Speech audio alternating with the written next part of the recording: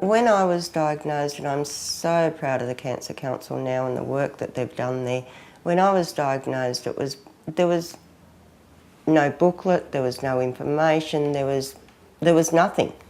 And now they have the little booklet, they have the support service, they've got wonderful people on Call Connect that you can speak to if you're diagnosed. Me? I think support is hugely important. It can make a real difference in the way people cope with their cancer. And I can't stress enough to people the importance of seeking support. Someone to talk to, someone who had been through it or someone who knew about it, because when I was told, all you got was the negative about it. There was no hope at the end of the tunnel until I actually went and saw my surgeon, and he was the one that gave us hope. Most people find it a very stressful experience and need some extra help. And a lot of people are reluctant to seek it because they think that the families will think they're weak, they themselves might do that, or the doctor might think they're not coping, and a lot of people associate not coping with having a poor outcome from their illness, and it's not true at all. I think a lot of support people, psychologists, social workers, psychiatrists, can help with symptoms as well, sleep or nausea or feeling very tense. And there's lots of really practical strategies that we can assist with. So it's not just about the talking, that's part of it, but it's also about the doing and the helping things, move forward, helping you feel as if you can put one foot in front of the other a bit easier, whatever you're facing.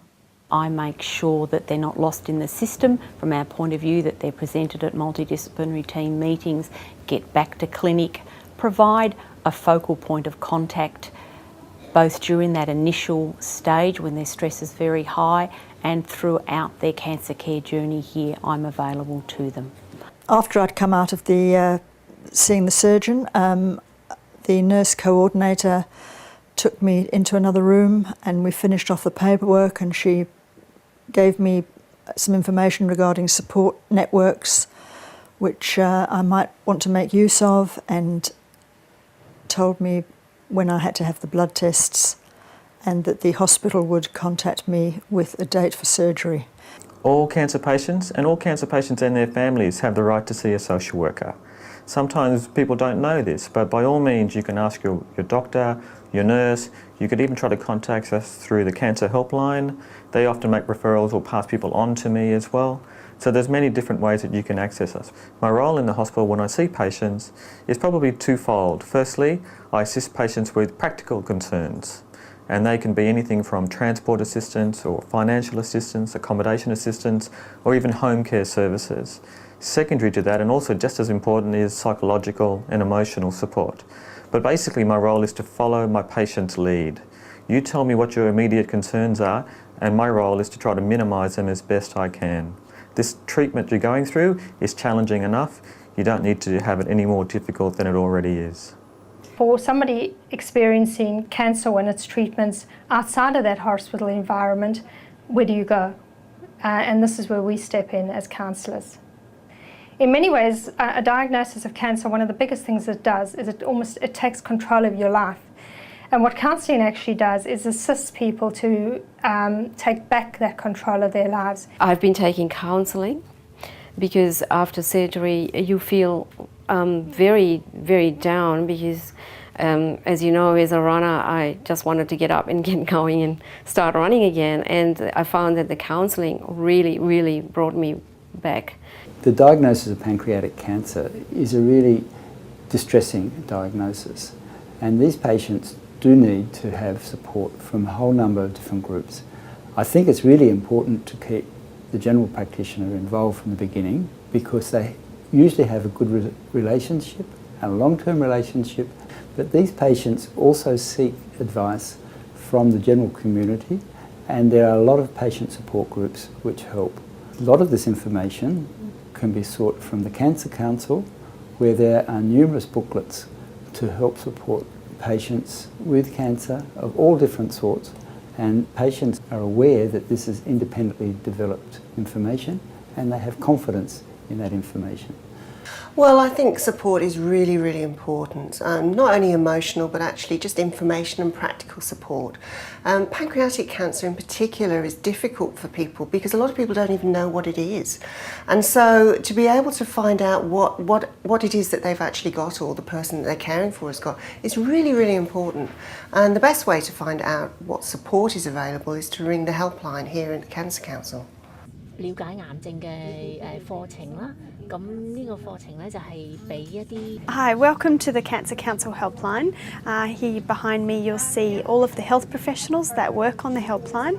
We're here Monday to Friday 9 to 5. For the cost of a local call, anyone in Australia can give us a call and talk to the health professionals on the line. We answer a whole range of questions, right from early detection, screening and prevention of cancer, right through to diagnosis, treatment, side effects and end-of-life care. The person on the end of the phone is normally an oncology nurse, but we do have some other health professionals too. And they really spend a lot of time talking through what are the issues, why someone's called, and they're able to support them in ways often that they don't even know exist. So we can actually offer things like a telephone support group, which is where we bring a support group to them. If they're not feeling well enough to go out, then we'll take the group to them. Welcome on board.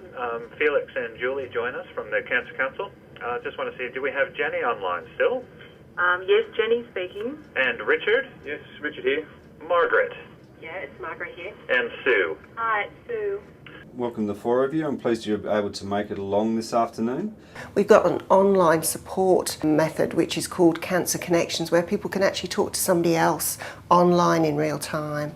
There's a whole load of other things that we can offer that people really only need to ring the helpline, and we can then actually plug all the gaps that they've got. I made a call last week and the lady said to me, I'm planning on beating this, and it really gives me hope speaking to you knowing that I'm not fooling myself. And that made me feel good, to know that I'm giving a bit back, because the Cancer Council's been so wonderful. I spent probably 12 months on the telephone support group, which, you know, if you're not feeling like getting up and going out to a face-to-face meeting, once a fortnight you're on the phone for an hour, and they've got their facilitators there, and the conversation just flows and you talk about different ways of coping with it. My children contacted a group called the Whipple's Warriors, and also there was a group that my daughter and my wife would go to whilst I was in hospital, so they provided support on a weekly basis. And I've stayed in contact with both of those groups and become a support person with the Cancer Council Connect program as well. I started working with the Cancer Council just last year. I'm working with the Spring Up group, which is the support group for people with pancreatic cancer. So the Spring Up group has been excellent, because getting people in and for them to be able to talk about their experience is something that you can't just do with your general family. People with cancer have such a journey on their own that they face, and getting people into a room where it's okay to talk about, you know, the diet is difficult and yes, you're tired and you're unsure about your treatment options. Being able to talk to somebody who's in the same boat is just very freeing, and it's very liberating. And to get some clarity, you can then help clarify your mind on what choices you have and what you would like to do. I think it's just invaluable.